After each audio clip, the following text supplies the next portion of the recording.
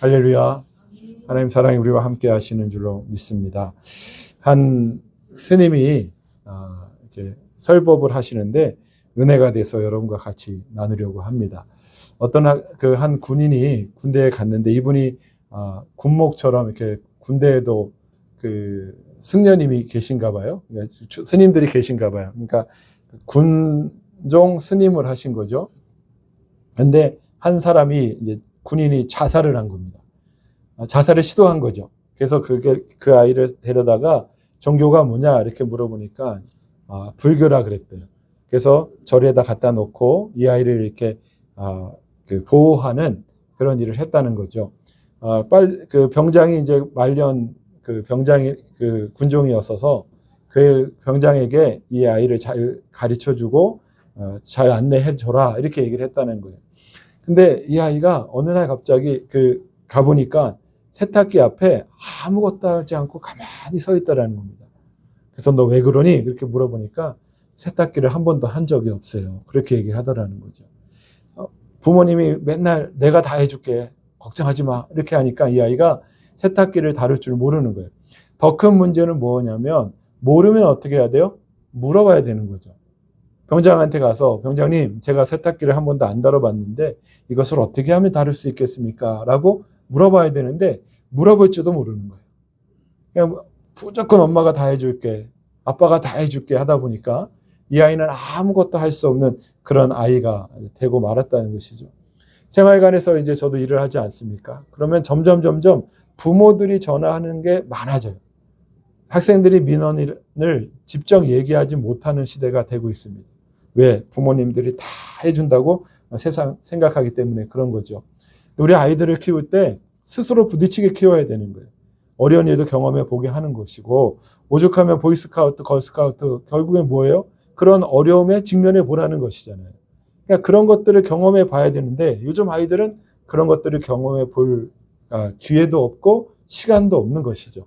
핸드폰에 매여 있고 그냥 공부에 파묻혀 있기 때문에 못해요. 근데 더 중요한 건 뭐냐?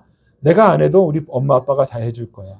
우리 엄마 아빠 나에게 모든 걸 해줄 수 있는 분이다 라고 생각하기 때문에 이런 일들이 벌어진다는 것입니다. 우리의 자녀들이 그리스도 안에서 강건하게 자랄 수 있도록 그리스도 앞에 잘 양육할 수 있는 주님의 사람들 되어지시기를 원합니다. 엄마가 다 해줄 거야 라는 생각이 이제 하나님께도 그대로 적용되는 것을 볼 수가 있습니다. 하나님에 대한 그런 신화적인 환상을 가지고 있는 거예요. 우리 하나님이 다 해주실 거예요. 우리 하나님은 항상 좋은 것만 주실 거예요. 우리 하나님은 힘들고 어려운 일을 나에게 주지 않고 늘 행복하고 기쁘고 즐거운 일만 나에게 주실 거야 라고 생각하는 거예요. 평탄한 길, 쉬운 길, 풍성한 길만 주시는 그런 주님으로 생각하는 것이죠. 그래서 그렇게 믿고 있는 하나님이 나에게 조금이라도 어려운 일을 닥치면 어떻게 돼요? 금방 지치고 넘어지고 하나님에 대한 부인하는 마음들을 갖게 된다라는 것이죠. 우리는 말씀하시는 하나님을 믿어야 되는 줄을 믿습니다. 내가 만들고 내가 추측하는 하나님이 아니라 모든 걸 다 해주실 거라고 그렇게 생각하는 하나님이 아니라 우리 하나님이 나를 훈련도 시키시고 양육도 시키시고 그래서 결국은 그리스도를 나에게 선물하신다라고 하는 그 말씀에 기초한 신앙을 가질 수 있는 여러분과 제가 되어지기를 예수님의 이름으로 축복합니다. 예레미야서는 이제 남유다 왕국이 멸망하는 그 시대에 쓰여졌습니다. 이제 바벨론의 포로로 가야 될 상황인 거예요. 예레미야는 어떻게 얘기해요? 하나님께서 이 남유다를 멸망시키실 것입니다. 그리고 우리는 바벨론으로 포로를 가야 됩니다. 라는 얘기를 이제 하는 것이죠. 그런데 거기에 대해서 다른 선지자는 그렇게 얘기하지 않아요. 하나님이 지켜주실 것이다. 우리 하나님은 어떤 하나님이냐? 우리 하나님이 다 해주실 거다라는 평강의 그런 예언을 하는 것이죠. 하나님 뭐라 그럽니까? 우리가 읽진 않았지만 9절 말씀에 보면 이렇게 말하고 있어요.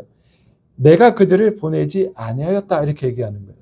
거짓 선지자들이 하는 말은 하나님이 보내셔서 하나님이 주신 말씀을 하는 것이 아니라 그들은 자기가 원하는 것, 자기가 생각하는 하나님에 대해서 말하고 있다라는 것이죠. 예레미야서를 읽다 보면 우리가 많이 발견하는 말씀이 있습니다. 10절 말씀에 보면 여호와께서 이와 같이 말씀하시니라 이렇게 얘기를 해요. 우리가 읽었던 14절 본문에도 보면 이것은 여호와의 말씀이니라 이렇게 얘기합니다. 그러니까 예레미야는 결국 무슨 얘기를 한 거예요? 남에게 주워 들은 이야기 아니면 자기가 생각했던 하나님에 대해서 말한 것이 아니라 여호와 하나님께서 주신 말씀, 여호와 하나님께서 하라 하신 말씀, 그 말씀을 전하는 것이 예레미야였다는 것이죠. 예레미야 스스로 말하지 않았습니다. 하나님께 들은 것만 얘기한 거예요. 근데 다른 선지자들은 자기가 하고 싶은 말, 자기가 생각하는 하나님에 대한 말씀을 하고 있는 것을 보게 되는 것이죠. 우리는 신화를 믿는 것이 아닙니다. 우리는 말씀을 믿고 우리는 하나님을 믿는 사람들인 줄로 믿습니다. 신화는 하나님의 능력이 많아요. 그래서 바벨론과 같은 이방인으로부터 우리를 지켜주실 것이다. 이렇게 생각하는 사람들이 그 거짓 선지자들처럼 말하는 것이죠. 우리는 혹시 하나님에 대하여서 말씀에 근거한 하나님을 믿고 있는가?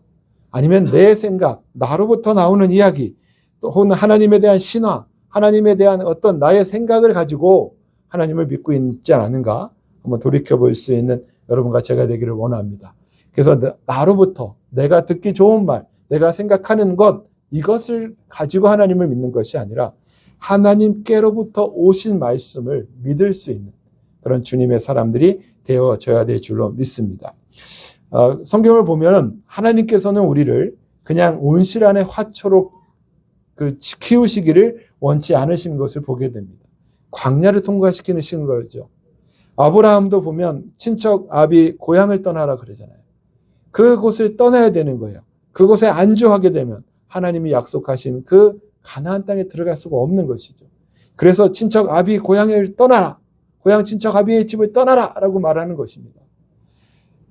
야곱에게도 마찬가지인 것이죠. 그 장자를 형에게 얻어서 이제 도망가는 거예요.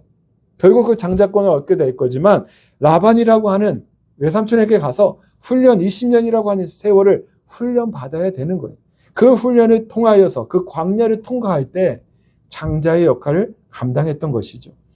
요셉도 얼마나 사랑받는 아이였습니까? 형들에게 시기 질투를 받죠. 그래서 결국 형들이 구덩이에 가둬두고 그 아이를 팔아버립니다. 애굽에. 그래서 그곳에서 정말 가진 고생을 하다가 결국 총리가 되는 것이죠. 그리고 그 광야를 통과한 다음에 이제 하나님이 쓰시는 그런 사람들이 되는 것을 보게 됩니다. 중요한 것은 무엇이냐? 우리가 하나님 안에 거하는 거예요. 내가 지금 살고 있는 상황이 힘들고 어려우냐? 내가 지금 있는 이 환경이 힘들고 어려우냐? 이것이 아니라 내가 지금 어디에 거하고 있는가?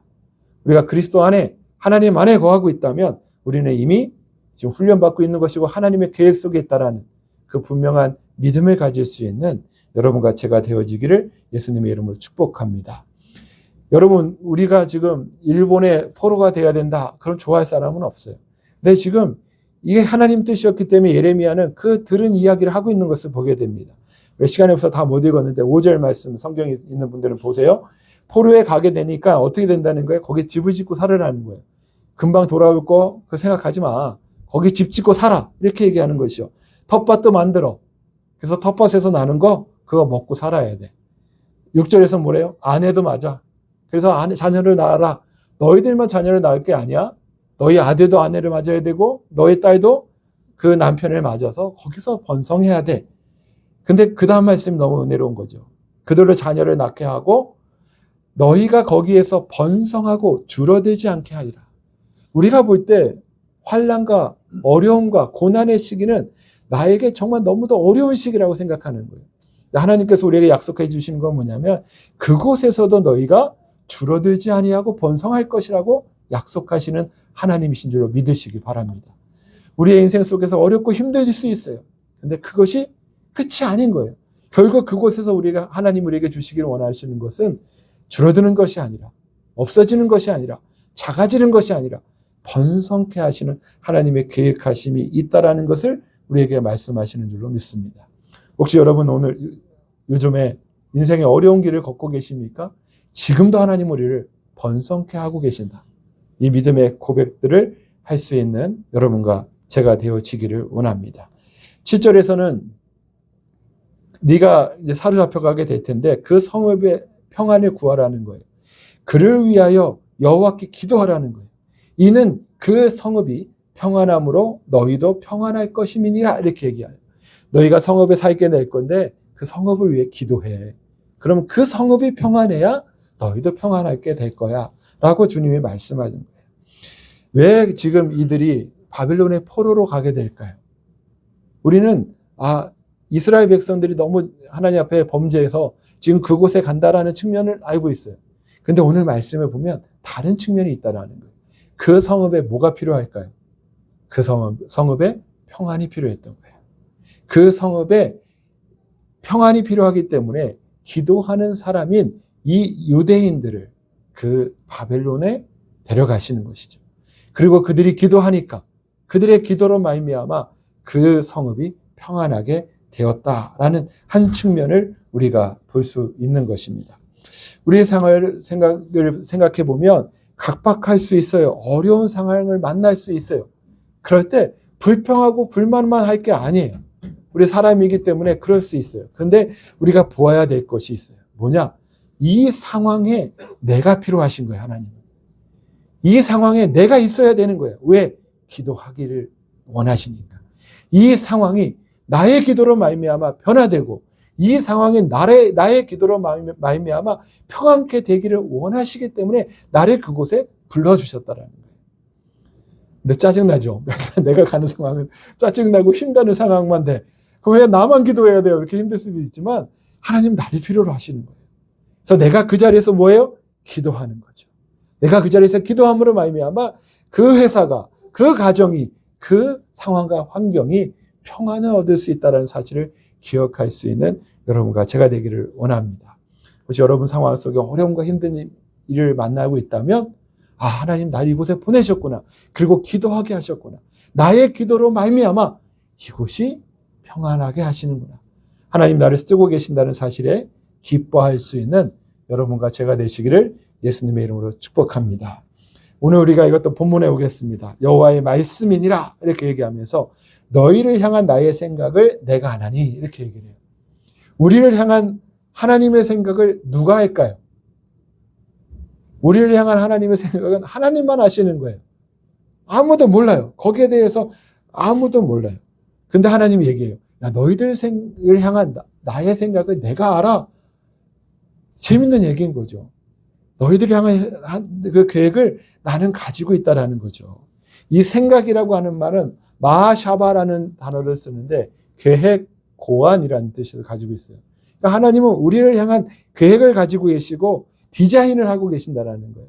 우리는 모를 수 있어요. 아니 몰라요. 근데 하나님은 알고 계시다는 거예요.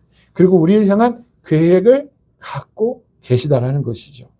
그렇다면 우리는 어떻게 해요? 걱정할 필요가 없는 거죠. 기생충에서 그 아들에게 그 아버지가 얘기하잖아요. 너는 다 계획을 가지고 있구나. 그 아이의 계획대로 하니까 이제 사기치는 거였는데 우리 하나님의 계획대로 살게 되면 어떻게 해요? 하나님이 우리를 향한 계획이 그 아름다움, 평안이요, 재앙이 아니라는 거죠. 그러니까 하나님이 우리를 향한 계획을 갖고 계신다는 것을 알게 되면 우리는 걱정할 필요가 없는 겁니다. 내가 살고 있는 이 상황이 너무도 힘들고 너무도 지쳤어요. 그런데 하나님 나를 향한 계획을 갖고 있다는 거예요. 하나님 나를 향한 계획을 갖고 계시니 나는 걱정할 필요가 없는 거예요. 어떠한 상황과 환경 속에서도 하나님 나를 향한 계획을 갖고 있다는 이 사실을 잊지 아니하는 주님의 사람들 되어지시기를 예수님의 이름으로 축복합니다. 나는 모르겠어요. 나는 왜 이렇게 살아야 되는지 모르겠어요. 나는 맨날 힘든 일을 겪어야 되는지 모르겠어요. 그런데 그럴 때마다 기억해야 돼요. 하나님은 나를 향한 계획을 갖고 계시고 알고 계신다라고 말씀하고 있으니 나는 나의 상황, 내가 모르는 것을 믿는 것이 아니라 하나님이 나를 향한 계획을 갖고 계심을 믿고 나아갑니다. 이러한 믿음으로 주님께 나아갈 수 있는 주님의 사람들 되어지시기를 예수님의 이름으로 축복합니다. 근데 나를 향한 하나님의 생각이 어떤 거라고요? 평안이요, 재앙이 아니다 라고 말씀하고 있습니다. 할렐루야. 어떤 상황과 환경 속에서도 하나님 우리를 향하신 평안을 갖고 계시는 거예요. 내가 처한 상황이 너무도 힘들어요. 그 상황이 너무도 어려워요. 그래서 나는 이것이 재앙이라고 생각하고 있는데 하나님 그렇게 말씀하고 계시지 않는다라는 거예요. 그건 재앙이 아니란다. 난 너에게 대한 내 계획을 갖고 있는데 그것은 평안이란다. 우리의 재앙을, 그 환경을 누리는 사람들이 아니라 평안을 주시는 그 하나님, 그리스도 예수를 누릴 수 있는 주님의 사람들 되어지시기를 예수님의 이름으로 축복합니다. 그래서 우리가 어떠한 상황 속에서도 평안을 누리는 그 그리스도, 그 주님이 주시는 그 평안 속에 살아갈 수 있는 주님의 사람들 다 되어지시기를 예수님의 이름으로 축복합니다. 그리고 주님 말씀하시는 것은 너희에게 미래와 희망을 주는 것이다 라고 말씀하고 있는 것이죠. 우리가 힘들어하는 이유는 무엇입니까? 지금 현실이 힘들기 때문에 힘들어하는 거죠. 과거가 힘들었다고 지금 힘들어하는 경우도 있지만 그것이 오래가지 않아요. 과거 너무 힘들었는데 내가 지금 편안하면 어려워하지 않는 거죠. 남자들이 군대 갔다 온 얘기 왜 합니까? 그때 군대 갔을 때 너무 힘들었어요. 근데 지금은 괜찮거든요. 그러니까 내가 군대에 있을 때 하고 군대 얘기하는 거예요. 과거 때문에 내가 오늘 힘들어하지 않아요. 미래가 힘들까 봐 걱정하는 사람도 있지만 그 미래는 나는 사실 잘 몰라요. 그들 그것 때문에 걱정하는 사람들은 많지 않아요. 중요한 건 내가 지금 당장 현실만 보고 있는 거예요. 내 눈앞에 있는 것만 보고 있는 거예요. 그러니까 나는 어떻게 해요? 힘들어요. 재앙이에요.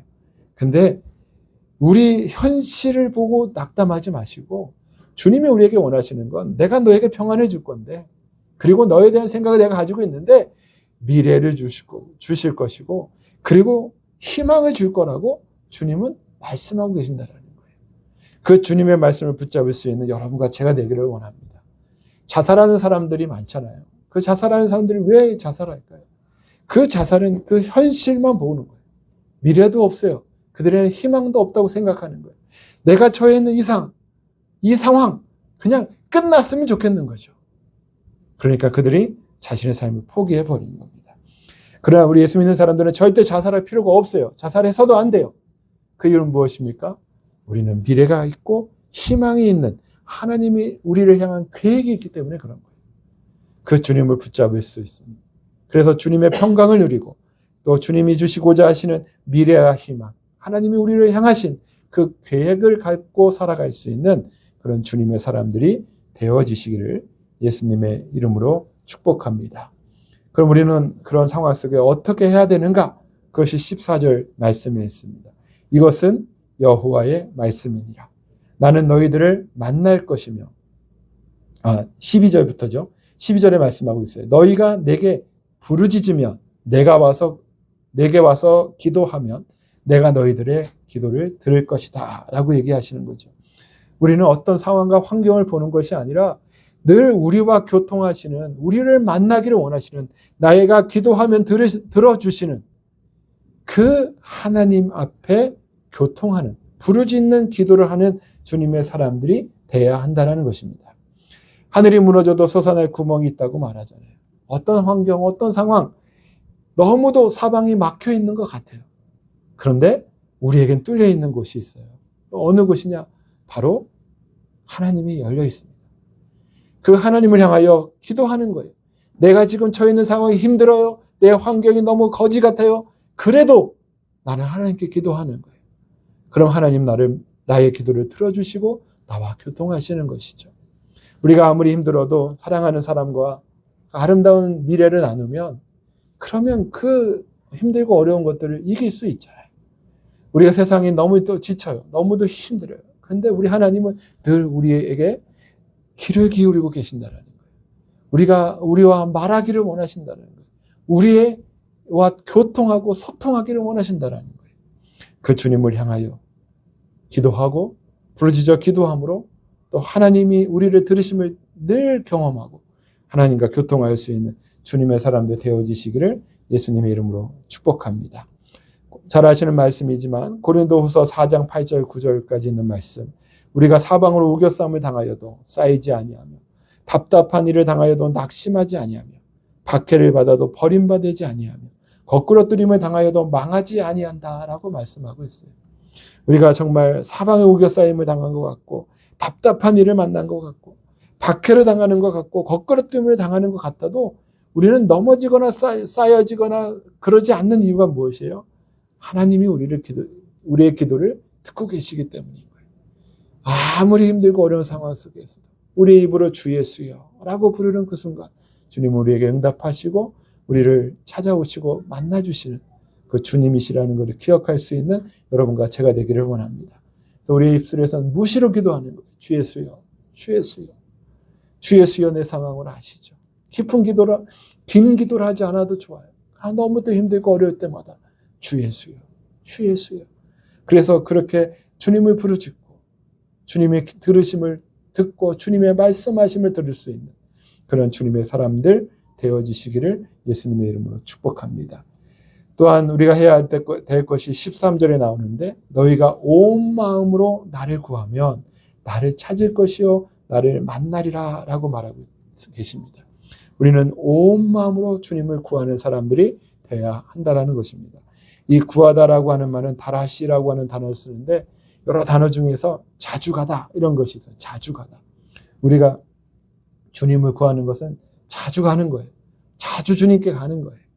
자주 주님의 이름을 부르는 거예요. 자주 주님을 찾는 거예요. 그것이 바로 여기 성경이 말하는 구하다라는 의미인 것이죠.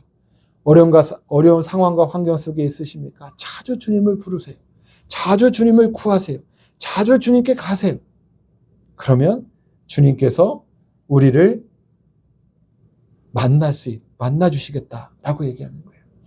우리가 주님을 부르지 않고 찾지 않으면 내 안에 계셔도 모르는 것이죠. 같은 방 안에 같이 있어도요. 요즘은 정말 다 그렇더라고요. 다 이 핸드폰을 들고 있으니까 같은 방 안에 있어도 서로 대화도 없어요. 그냥 각자 자기 일을 하는 거죠. 근데 그가 있는 걸 확인하는 방법은 뭐예요? 그를 구하는 거죠. 그를 찾는 거예요. 그러면 그가 나를 만나는 것을 경험하게 되는 것이죠. 우리가 어려운 상황 환경 속에서 내가 힘들고 어렵구나 라고 생각하지 마십시오. 그리스도는 우리 안에 계시잖아요. 우리 안에 계신 그리스도를 구하세요. 자주 찾아가세요. 자주 부르세요. 그러면 우리는 주님을 찾게 될 것이고 주님을 만나게 되는 아름다운 역사가 있게 될 줄로 믿습니다. 그렇게 주님을 만나게 될 때 어떻게 해요? 평안을 누리는 것이고 우리가 미래와 희망을 볼 수 있는 그런 주님의 사람들 되어지실 줄로 믿습니다. 마지막으로 우리에게 주시는 것은 14절 말씀입니다. 이것은 여호와의 말씀이니라. 나는 너희를 만날 것이며 너희를 포로된 중에서 다시 돌아오게 하되 내가 쫓아보내었던 나라들과 모든 곳에서 모아 사로잡혀 떠났던 그곳으로 돌아오게 하리라. 이것은 여호와의 말씀이니라. 우리가 포로되었던 것에서 어떻게 하신다고요? 돌아오게 하겠다는 것이죠. 우리 인생에서 포로는 무엇입니까? 일본에게, 중국에게 그렇게 사로잡히는 게 포로일까요? 영적으로는 그리스도를 벗어나는 것이 포로인 것이에요. 우리는 늘 그리스도 안에 있거든요. 그리고 그리스도가 우리 안에 계시는데 문제는 뭐냐면 내가 그 그리스도를 생각하지 못하는 거죠. 어떤 어려운 일이 있었을 때 주님 이것을 어떻게 할까요? 라고 묻는다면 난 포로가 아닌 거예요. 근데 그 상황에 주님을 잊어버려요. 주님을 잃어버려가지고 내가 뭘 구해야 될지를 모르는 거죠. 그 상황에 빠져 있는 거예요. 그것이 바로 포로된 상황이다 라고 이야기할 수 있습니다. 우리가 그리스도가 없는 상황, 계심에도 불구하고 그분을 누리지 못하는 그 포로된 상황으로부터 돌아오도록 주님은 우리에게 불러주신다는 것이죠. 짜증나는 일, 걱정과 근심 있는 것, 이게 다 포로의 삶을 사는 거예요. 주님이 우리를 향한 생각을 가지고 계신다잖아요. 우리를 향한 계획을 갖고 계신다잖아요. 근데 왜 우리가 짜증에 매여 있고 걱정과 근심에 포로되어 살아가냐는 겁니다. 주님은 우리가 주님을 부를 때 우리를 찾아오시고 만나주셔서 우리를 포로로부터 해방시키시고 그리스도의 안으로 넣어주셔서 평안을 누리게 하시고 미래를 바라보게 하시고 희망을 누리며 살아가는 주님의 사람들 되어지게 하실 줄로 믿습니다. 사단은 오늘도 우리를 그 포로의 그 상황에 잡히게 하기 위해서 우리에게 여러 가지 어려운 일을 줄 것입니다. 사람을 통해서 또 기관을 통해서 어떤 공동체를 위해서 회사를 통해서 앞으로 일어날 한 주간에 어떤 그런 포로에 잡히는 그런 일들이 얼마나 많이 있을지 모르겠어요. 그럴 때 그 상황과 환경에 아멘하지 마시고 우리를 향하여 계획을 갖고 계시는, 우리를 향하여 생각을 하고 계시고 우리에게 평안을 주시고 우리에게 미래와 희망을 주기를 원하시는 그 그리스도 예수를 누림으로 포로된 자가 아니라 자유한 자로 살아갈 수 있는 한 주간 되어지시기를 예수님의 이름으로 축복합니다. 그래서 늘 주님과 교통하시고 말씀을 늘 읽으심을 통하여 주님이 우리에게 주시는 그 은혜, 그리고 내가 지금 겪고 있는 이 어려움도 나를 지금 훈련하고 계시는 것이구나. 내가 지금 그리스도로 인하여 그 계획 속에서 주님의 생각 안에서 양육되고 있는 것이구나. 그러면 자부심이 생기는 거죠. 나 혼자 내 인생을 사는 게 아니라 그리스도 예수께서 나를 지금 붙잡고 계시는 그리스도의 도구로서의 삶을 살고 있는 것이구나.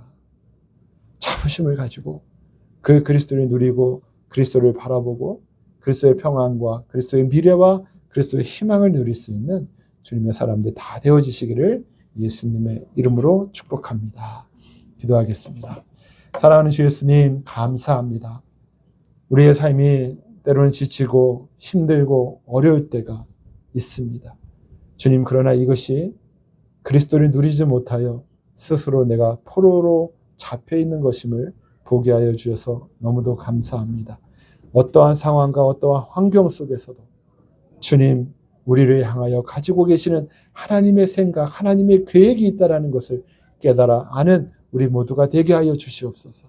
주님, 우리에게 주시고자 하는 건 재앙이 아니요 평안이라는 사실을 알게 하시고 주님이 우리의 미래와 우리의 희망을 위하여 늘 모든 것을 예비하고 계신다는 사실을 기억하며 늘 주님을 누리는 우리 모두가 되게 하여 주시옵소서. 날마다 주를 부르짖어 그리스도와 교통하는 사람들이 되게 하시고 날마다 마음으로 주님께 자주 찾아가서 주님을 만나는 자들이 되게 하시고 우리를 포로로부터 돌아오게 하시는 그 하나님의 놀라운 은혜를 누리면서 늘 평안 가운데 주님 앞에 감사하고 우리의 미래와 희망을 허락하시는 주님으로 인하여 날마다 기뻐하며 살아갈 수 있는 주님의 자녀들 되어질 수 있도록 함께하여 주시옵소서. 감사드립니다.